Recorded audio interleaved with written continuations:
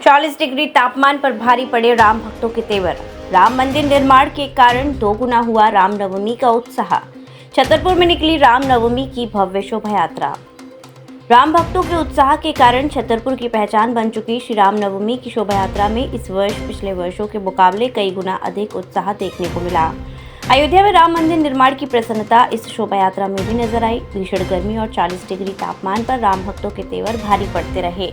लगभग 8 किलोमीटर लंबी शोभा यात्रा का पूरा होने में 9 घंटे से ज्यादा का वक्त लगा। हजारों राम भक्त दोपहर 1 बजे से लेकर रात 10 बजे तक सड़कों पर नाचते गाते नजर आए। श्री राम सेवा समिति द्वारा आयोजित इस शोभा यात्रा में सनातन की एकता, शौर्य, भक्ति, उमंग, नृत्य और सेवा की झलक दिखी। लगभग 30 झांकियों के माध्यम से सनातनियों ने धर्म का संदेश दिया, महापुरुषों के स्वरूपों के माध्यम से अपने गौरवशाली इतिहास को प्रकट किया। शोभा यात्रा के सबसे आखिर में भगवान श्री राम का रथ चल रहा था, जिसमें विराजे भगवान के दर्शन के लिए सड़कों पर भी हजारों श्रद्धालुओं का सैलाब दिन भर खड़ा रहा। राम जन्म के बाद शोभा यात्रा का शुभारंभ हुआ। गल्ला मंडी स्थित रामचरितमानस मैदान में दोपहर 12 बजे भगवान श्री राम के जन्म की लीला प्रारंभ हुई। अन्नपूर्णा रामलीला के कलाकारों ने सबसे पहले भगवान विष्णु के अवतारों की लीला का मंचन किया और इसके बाद भगवान राम के जन्म की लीला का मंचन होते ही यहाँ बधाई गीत बजने लगे, श्री राम के जयकारे लगने लगे। जैसे ही एक बालक के रूप में कलाकारों ने भगवान राम के दर्शन श्रद्धालुओं को कराए तो रामचरितमानस मैदान में बैठे हजारों श्रद्धालु नाच उठे। यहाँ मध्य प्रदेश शासन के राज्य मंत्री दिलीप अहिरवार, छतरपुर विधायक ललिता यादव, भाजपा जिलाध्यक्ष चंद्रभान गौतम, लोकसभा के कांग्रेस प्रत्याशी पंकज अहिरवार, भाजपा नेता संजय रिझारिया, पुष्पेंद्र प्रताप सिंह, नंदिता पाठक, भरत पाठक, उमेश शुक्ला सहित सैकड़ों श्रद्धालु उपस्थित रहे।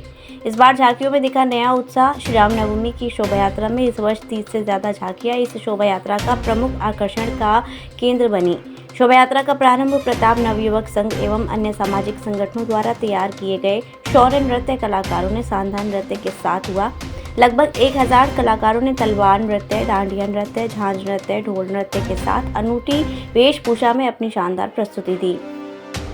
इन कलाकारों के उपरांत प्रथम पूज्य भगवान गणेश की प्रतिमा चल रही थी। भगवान गणेश की प्रतिमा के बाद विभिन्न समाजों द्वारा भी अपनी अपनी झांकियां निकाली गईं, जिसमें जैन समाज द्वारा आचार्य विद्यासागर जी की झांकी, नामदेव समाज द्वारा संत नामदेव जी की झांकी, सिंधी समाज द्वारा भगवान झूलेलाल की झांकी प्रमुख आकर्षण रही।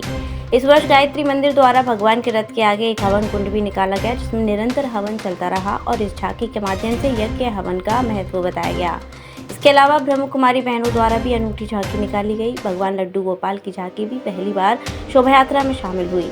ये झांकी प्रभु श्री राम के रथ के आगे चल रही थी। मलखम्ब के युवा खिलाड़ियों ने जहां चलित झांकी पर ही अपने शौर्य का प्रदर्शन किया, तो वहीं अयोध्या में निर्मित प्रभु राम की प्रतिमा के स्वरूप में ही एक झांकी पर अयोध्या के राम शोभा यात्रा में शामिल हुई। अयोध्या के पूर्व जिलाध्यक्ष पुष्पेंद्र प्रताप सिंह और उनकी टीम द्वारा भगवान राम के रथ के आगे पिछले वर्षों की तरह इस वर्ष भी झाड़ू लगाकर स्वच्छता का संदेश दिया गया। जगह जगह स्वागत हुआ, आसमान में लहराए भगवा झंडे। श्री राम सेवा समिति ने इस वर्ष भगवान के रथ खींचने के लिए सनातन के सभी समाजों को अवसर दिया था। इन्हें बारी बारी से पूरे मार्ग में रथ खींचने का अवसर मिला। कांग्रेस ने अपने कार्यालय के बाहर शोभा यात्रा में शामिल भक्तों को मीठा शरबत पिलाया, तो वहीं अधिवक्ता संघ ने छत्रसाल चौराहे पर राम भक्तों का जलपान के साथ स्वागत किया। भाजपा कार्यालय में भी गर्मजोशी के साथ राम भक्तों का स्वागत किया गया। शोभा यात्रा में इस वर्ष 1000 से ज्यादा भगवा पताका हवा में लहराते नजर आए, तो वहीं भगवान हनुमान के स्वरूप में भी अनेक भक्तों ने भक्तिपूर्ण प्रस्तुति दी।